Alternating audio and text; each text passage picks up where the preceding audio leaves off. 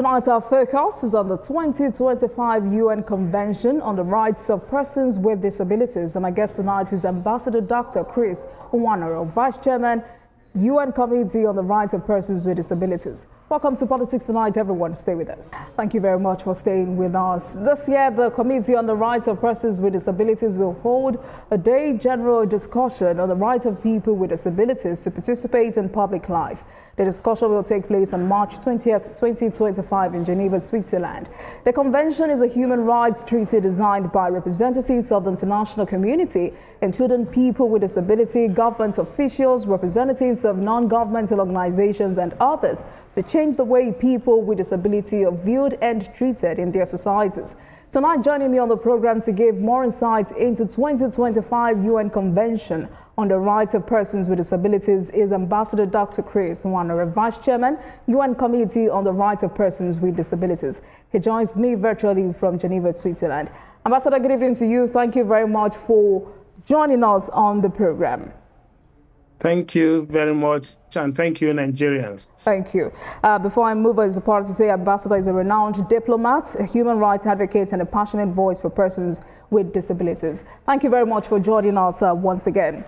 Today, you were formally inaugurated at the United Nations headquarters as a distinguished member of the UN Committee on the Rights of Persons with Disabilities.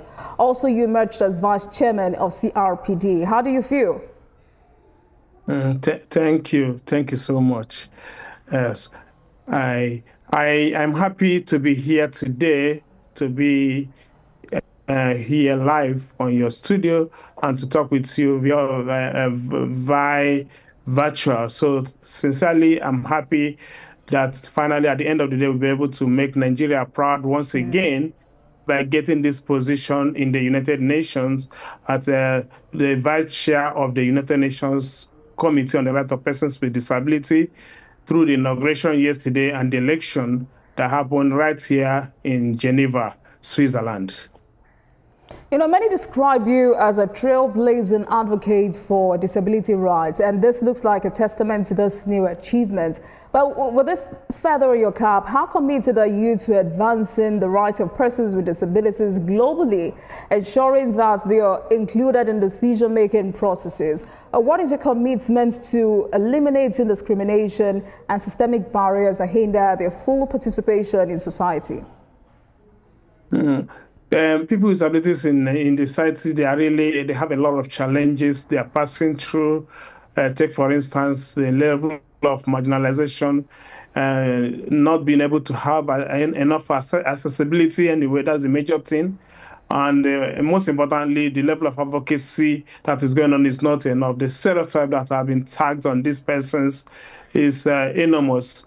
So being a member of the Committee on the Rights of Persons with Disability in the United Nations, it is the period that we are going to work hard to see how we can bridge the gap and to make sure that people with disabilities all over the world, especially in Nigeria, Africa, especially those from the third world countries, which we call the Global South, will be able to match up with what is happening in the Global North, where the things are provided for them, and they don't suffer the same thing that we suffer right here from those from our own part of the world. So these are the things that we want to see how we can do. We are going to bring them to bear, and most importantly, bridge that gap, and also provide the incentive, the accessibility, the comfort that they need, so that all of us will make this world a better place for everyone. Absolutely. Ambassador, I'd like you to, give us a proper insight into what the UN Convention on the Rights of Persons with Disabilities is all about, and why is it important? Sincerely, you're breaking, but I'm struggling to hear you very well. No. All right, let me speak a bit louder. I'd like you to give us a proper insight into what the UN Convention on the Rights of Persons with Disabilities is all about, and why is it important? I sincerely, I don't know, seriously breaking, and I want to make sure I hear you very well. All right, Ambassador, can you hear me now? Can you hear me? If I can hear you, if I've heard you, I know maybe you're not talking about issues of persons with disabilities in Nigeria. Just like I've said, I have a lot of things that I want to bring to bear in Nigeria and in Africa. I was nominated by the president of Nigeria to represent Nigeria, and I was equally endorsed by African Union to represent people with disabilities in the United Nations. I got there, I won the election, and I want to make sure that I'll give back to the continent, give back to the to Nigerian government, most importantly for this opportunity given to me, knowing fully well that there are lots of Nigerians who have done so much when it comes to issues of disability, and because of my passion towards service to humanity, service for my people, I now decided that I'll do my best to, appreciate what the president have done to me. And equally, I have someone in, I have a serious regard for some who have done so much for people with disabilities in Nigeria and Africa, Sheyi Tinubu. He sponsored most of the things that people with disabilities are, he makes sure that people with disabilities in Nigeria and Africa enjoys a better life, have an independent life to live. And he provides incentives for them. He provides, tries to make them comfortable by providing their needs. So these are the things that he has done. And most importantly, he assisted me a lot towards this, my goal to becoming a member of the Committee on the Rights of Persons with Disability. After that, winning this election that was conducted yesterday, it's a big honor to Nigeria. It's an honor to Africa. It's an honor for the entire world. Knowing fully well that we are representing 191 countries of the world. So the what governments of Nigeria have done, and we want to see how we can implement this into reduce the sufferings our people are passing through. For instance, some of them, they don't even know most of the assistive technology that is available in the world today. So, but most of us have traveled far and wide, knows the importance of this technology. Without technology, most of us wouldn't have gone to school. Without technology, we wouldn't be able to know our rights. Without our technology, we'll not be able to use our computers. Without technology, we will not be able to use our phones readily. So these are the things that we lack in this part of the world. But thank God, most of us have gone far in making adequate use of these things. So we are going to bring these things to bear to ensure that everybody will live a better life, or inclusivity. That's what we are talking about. Thank you very much. All right, Ambassador. But now that you're the Vice Chairman, UN Committee on the Rights of Persons with Disabilities, I'd like you to give us a proper insight into what the UN Convention on the Rights of Persons with Disabilities is all about, and why is it important? Did you get that, sir? Can you come again? I'd like you to give us a proper insight into what the UN Convention on the Rights of Persons with Disabilities is all about. Okay. The Convention on the Rights of Persons with Disabilities, we are independent experts. We are independent experts. We are drawn from different continents of the world, and our duty is to ensure implementation of the policies and the laws of various continents of the world as it relates to people with disabilities globally. Take, for instance, some countries have not ratified the law that binding people with disabilities. In Nigeria, our own was ratified in 2018. It was signed by the president, the last administration, President Muhammad Buhari. And after that, there was a commission that was formed to cater for the needs of people with disabilities in Nigeria. So this is applicable all over the world. Many countries of the world have signed these acts, have made it to become a law in their various countries and have ratified their own. So our duty as independent experts, as members of the Committee on the Rights of Persons with Disabilities in the United Nations, is to ensure implementation of all these laws. We follow them up. We try to find out how far they've gone and what they are doing towards implementation of the laws. And where we find them wanting, we try to put them right. And in most cases, we penalize them to make sure that they follow the due process, and they ensure all inclusivity, both in politics, in economy, in education, in accessibility, and what have you. These are the things that we do in the committee. which I was elected yesterday as the vice chairman. All right. I find that very interesting. But if I got you correctly, Ambassador, the convention is a tool for ensuring that people with disability have access to the same rights and opportunities as everybody else. You're also saying the convention also challenges people worldwide to understand disability as a human rights issue. But what are some of the CRPD's goals? Can you come again? Ambassador, what are some of the CRPD goals? Did you get that? I don't know. I'm having challenge hearing you very well. I don't know if I've gotten you right. You're asking me about what I'm bringing on the table. Is that what you're asking me? I'm asking you about the goals of the CRPD. Okay, the roles. The goals of the CRPD. Goals. Okay, yes. Okay. The goals of the CRPD, there are many. Just like I've said before, our target is to make this world a better place. Our target is to bring about inclusiveness. Okay. Our target is to avoid, the goal of the CRPD is to ensure that people will not be discriminated against. Our target is to avoid people being marginalized or being stereotyped as if it's a taboo being a person with disability. For instance, myself. I lost my sight when I was in the university some years ago, many years ago, and I was able to overcome this challenge by accepting what I found myself in and trying to see how I can overcome the challenge. So through this, I was able to get to the level I am today because I was able to develop myself more through the help of friends and families and the determination and my doggedness towards overcoming the challenge. So our goal is to ensure that people too with disabilities in Nigeria, will be in Africa and in the world, will be able to live, a happy life independently without, being handling them as a charity. All right, Ambassador, let's take a break at this moment. And when we return, we'll look at other issues affecting persons living with disabilities. Please stay with us, everyone. Can I come again?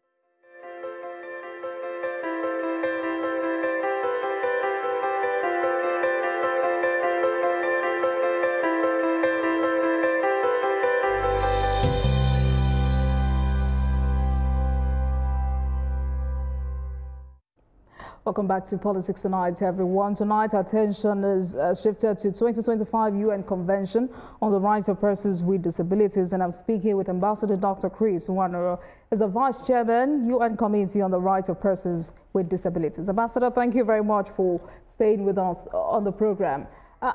So still talking about goals, let's talk about this day of general discussion on the rights of persons with disabilities, which is March 20th. What happens from March 3rd to March 19th? And also, how many countries have ratified the CRPD? 186 countries have ratified the CRPD in their various countries. In Africa, we have many of them, not all. In Europe, we have many of them. In Asia, in the Western world, majority of them have already done that. Totally, we have 186 countries that have ratified the bill, or that's the arts. So these countries and many more are coming to join us as we start up our tenure, which started on the 1st of January, will last till the 31st of December 2028. So is the convention working towards universal ratification and implementation of the CRPD? The implementation? The ratification. Is the convention working towards universal ratification and implementation of the CRPD? I'm having issues hearing you very well. It's breaking. Ambassador, can you hear me now? I was asking if... I can hear you now. Right, so I was asking if the convention is working towards universal ratification and implementation of the CRPD. Okay.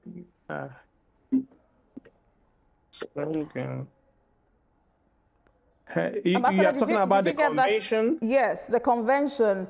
So earlier I asked what happens between March 3rd to March 19, and also is the convention working towards universal ratification and implementation of the CRPD? The implementation of the CRPD, we have state parties. The state parties, we engage them to, and another people we engage, they are the Disability People's Organization, DPOs, so, and the NGOs.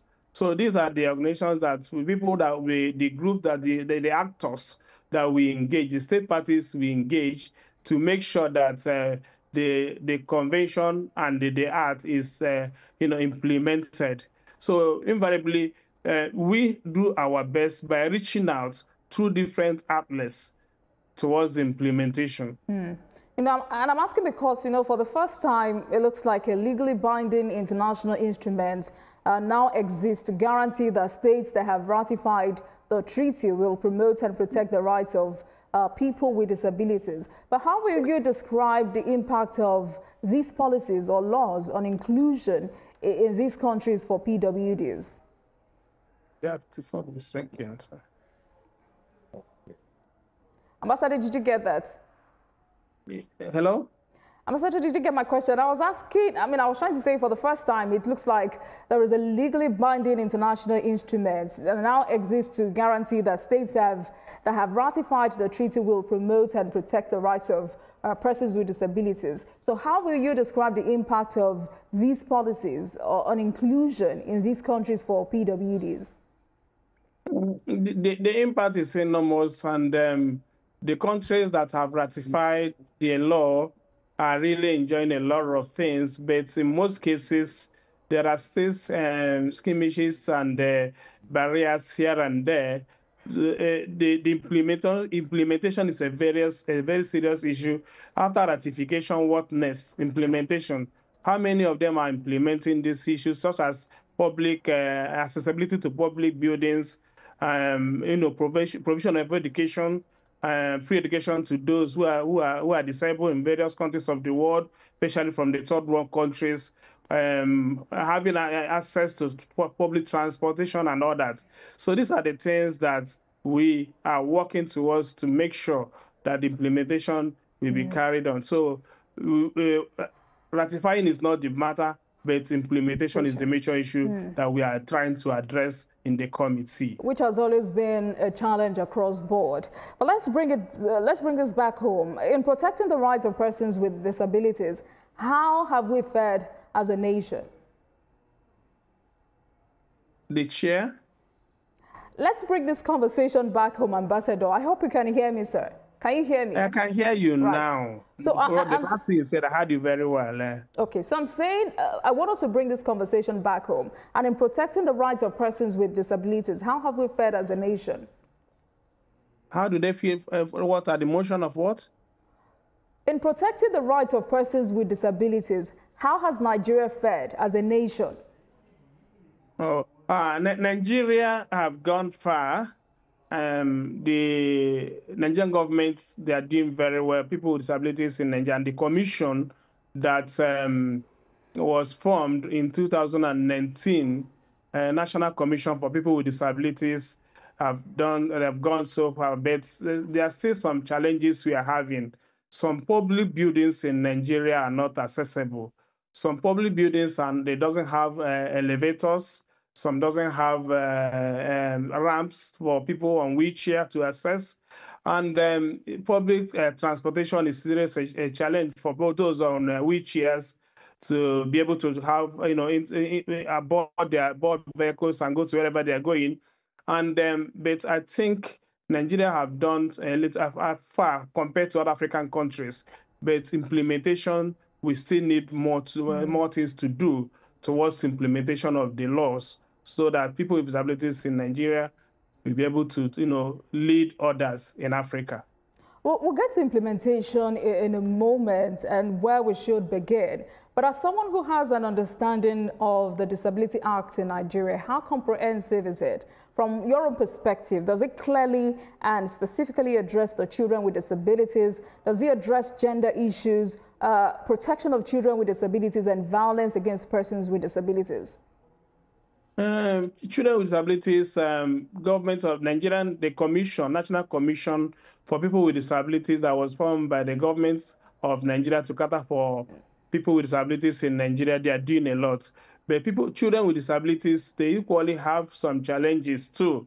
Take, for instance, their parents, sometimes they find it difficult to bring them out to go to school.